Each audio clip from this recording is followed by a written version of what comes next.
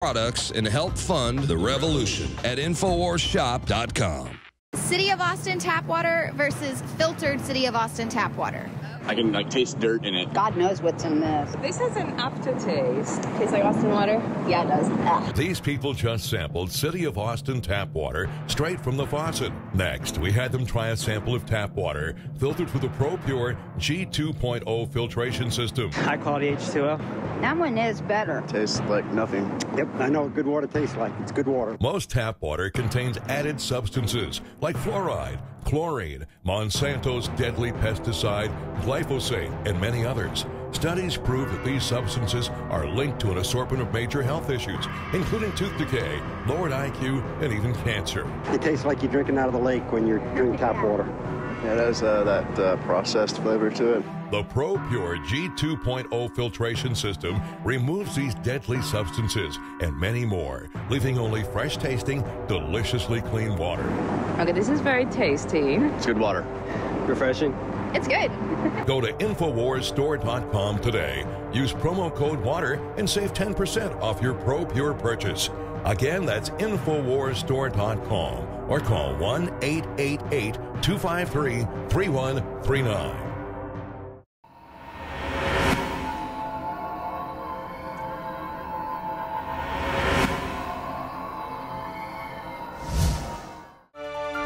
Joining me now to break down all of these stories of calamity on the global scale is our foreign correspondent and writer, Paul Joseph Watson. Paul, thank you for joining us today. So we'll just get right into it. You've got a bunch of articles up on Infowars.com. We'll start with this one. Top Lib. I'd lay money on Rand Paul being the next president. What about you? Any bets? Well, I mean, the point that Cenk Uygur is making of the Young Turks, and that's a pretty big show, you know, over 2 billion views on YouTube. So that represents a large slice of the progressive liberal audience. And he's saying that the 2016 presidential election will come down to a face-off on foreign policy because this tactic of the Obama administration of airstrikes against ISIS and arming so-called moderate Syrian rebels to fight ISIS will be, as it has been in the past, a complete disaster, because you're going to have Rand Paul, who has steadfastly said, and he recently said it again on CBS yesterday, that arming these extremist rebels, and as Tony Schaefer said, 80% of them are radical jihadists, is going to backfire, because we know that people like Hillary Clinton, people like John McCain supported this exact same policy in Libya, arming radical jihadists aligned with airstrikes. And of course, in the case of Libya, it was a complete and utter disaster. The country is now a failed state. It's been overrun by radical Islamists. You've got black people being put in concentration camps. Any enemies of the warlords of the terrorist gangs that are running Libya now are incarcerated, tortured, or killed. And that's exactly what's going to happen in Syria. In fact, if the US government had armed the rebels back 2 years ago, ISIS would now be in control of Damascus. And people like Hillary Clinton and John McCain are pushing for this yet again, even though we know, for example, just a couple of days ago, FSA, so-called moderate Syrian rebels, signed a ceasefire, a non-aggression pact with ISIS. There are also numerous examples of them not only defecting to ISIS and fighting alongside ISIS, but actually giving weapons to ISIS. And in fact, I put together quite a lengthy article on this last week. I think it was called Obama Plans to Fight ISIS by Arming ISIS. And in that article, I point out, for example, this quote from an ISIS fighter called Abu Athiya, who told Al Jazeera, quote, "We are buying weapons from the FSA. This is the FSA that Obama now wants to rearm in order to fight ISIS." This is an ISIS fighter saying they buy weapons from the FSA. "We bought 200 anti-aircraft missiles and Concourse anti-tank weapons. We have good relations with our brothers in the FSA." So ISIS and the FSA, and the numerous other examples of this, are fighting alongside each other, are exchanging weapons, and yet Obama has now announced that he will give more weapons to these radical jihadists. Again, 80% of them in Syria at least are radical jihadists aligned with ISIS in some cases, fighting alongside them. Rand Paul comes out on CBS and basically says it's a disastrous scenario. The same thing that happened in Libya is going to happen again. Hillary Clinton, who of course vehemently supported the attack on Libya, laughed when Gaddafi was killed, and John McCain and other Rhino establishment Republicans are standing on the opposite side of the debate. When it comes to 2016, Rand Paul is going to be on the right side of history, which is why the Young Turks host said he would lay money on Rand winning against Hillary Clinton in a runoff, in a potential runoff in 2016.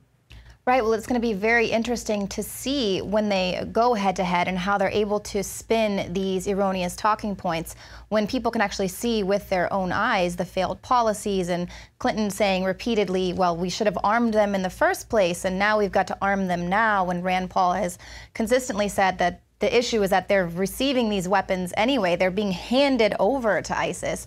It's also going to be interesting to see how, that they're going to spin what McCain has just recently come out to say.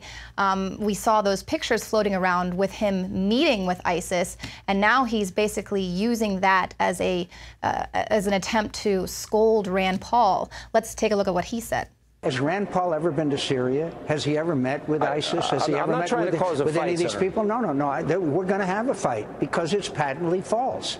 This is the same Rand Paul that said we didn't want to have anything to do with anything to do in the Middle East, by the way. I don't want to get in a fight with him at all. Yeah. But it's not true. I know these people. I'm in contact with them all the time. All right, then let me ask you this. And he is not. Senator, and he is not. So McCain basically goes on Fox News and makes a gaffe, says that Rand Paul isn't qualified to speak about ISIS in Syria because he didn't meet with ISIS. Of course, McCain meant to say FSA rebels, but then again, as I just discussed at length, many of these ISIS or these FSA fighters are aligned with ISIS and have given weapons to them.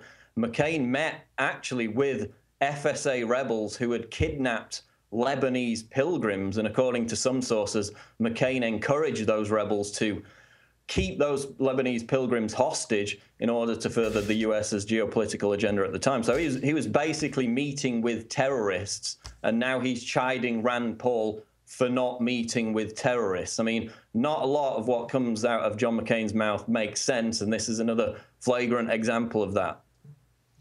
Right, and we've got all of these situations going on now in the Middle East, also now in Africa, and you've got an article out about a Chinese PLA professor basically saying we could be looking at a third world war, and he's there warning about this situation over Ukraine and Russia.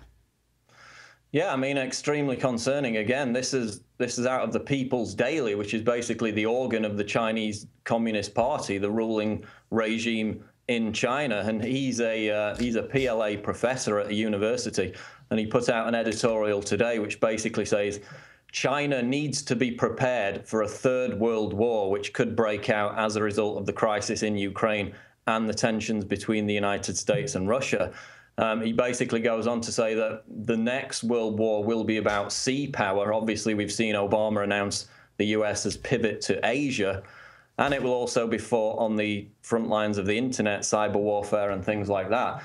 So again, we've seen Russia and China moving increasingly closer in recent months. They recently started work on a $400 billion gas deal from a pipeline from Russia to China. We've got the BRICS countries announcing their own anti-IMF money system. We've got them building their own internet outside of the spying purview of the NSA. So the BRICS countries are building a multipolar world which stands in stark opposition to the unipolar system being advocated by NATO, the US, and the European Union.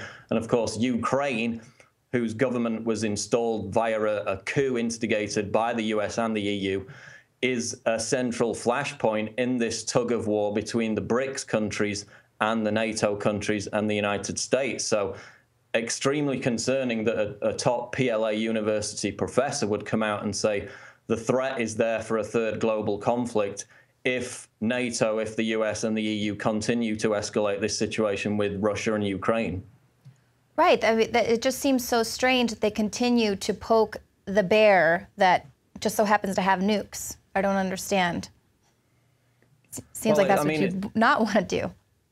It's amazing. And the senior Russian defense ministry official came out last week and said that Russia is now going to change its military doctrine to treat NATO as an enemy, and that preemptive nuclear strikes would be justified against NATO because, I mean, they see themselves being encircled by NATO, by these missile defense systems that are being readied for countries like Romania.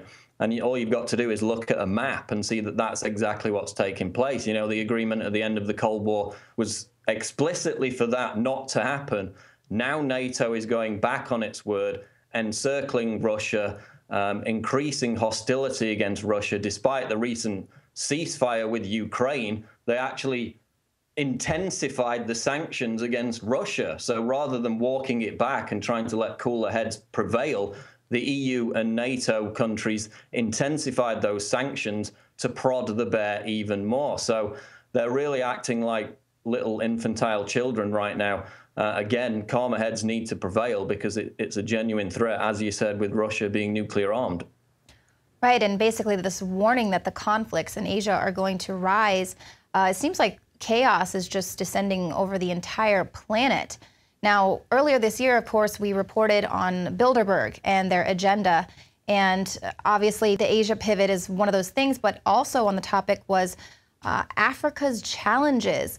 Now, at the time, I was thinking, no one ever talks about Africa. The U.S. is never concerned with all the genocide that has gone on there. Now, all of a sudden, this is at the top of their Bilderberg agenda. And we see that Obama has now said he does want troops on the ground there in Africa. So what's going on here? Are we seeing sort of a slow creep into that country? Obviously, humanitarian crisis is an excellent way to get boots on the ground there. Well, the situation with Africa is, of course, again, it goes back to the BRICS countries. It's a tug of war between China and the United States. China is invested to the point where their investments total more than double the United States in Africa. So they've got most of the infrastructure, the resource contracts for what is obviously a very poor country and represents a huge lucrative opportunity for whoever is allowed to develop it. But the United States has the far larger troop presence there. In fact, I don't think China has any troops there apart from UN peacekeepers. So I think the United States is attempting to accomplish what it couldn't via economic deals, which, again, Obama attempted to push last month at this Africa summit, by using occupying troops, which, of course, they have a lot in the region under AFRICOM. And now, as you said, similar to the Coney 2012 scam, which was kind of a failed attempt to justify U.S. military intervention in Africa, we might be seeing it with this Ebola thing. The other point about it, of course, is the sanity of sending 3,000 U.S. troops into an area ravaged by this virus, which now top experts are saying could kill 5 million people amidst speculation that it may have gone airborne. We know that it's mutated. So the logic of sending 3,000 U.S. troops there, obviously you could understand sending, you know, CDC workers and first responder emergency health personnel. But the logic of sending U.S. troops there has been questioned by many. And as you said, it could well tie into the U.S., the Obama administration's economic and military designs on Africa's resources. Well, exactly, because sending that many troops, it's obviously pointing to the potentiality for a huge crisis this has. But we also have the issue that Obama just recently changed his authority to now be able to detain any Americans. So here you're sending in 3,000 troops. Now, if any of them do come in contact with this disease, they can be detained. Are they going to be able to come back into the country? It just doesn't make any sense if you're looking at it from a purely disease control type scenario. Well, exactly. I mean, similar criticisms were heard when they brought the American doctors back to Atlanta who were infected with Ebola when the same treatment was available in Africa. There was no real reason to bring them into the country. Then, of course, you've got the story we covered yesterday, which is the fact that the State Department has ordered 160,000 hazmat suits specifically for the purposes of dealing with Ebola, an extremely high number given that the amount of CDC and American health workers in Africa at the moment is basically, I think, in the hundreds. So to have them order 160,000 hazmat suits seems like they're getting very prepared for something. Whether the American people will receive the same level of information about the preparations they need to do remains to be seen. The CDC's been very coy about Ebola sufferers in the United States, which is partly understandable to prevent hysteria. But again, it's interesting that they've ordered such a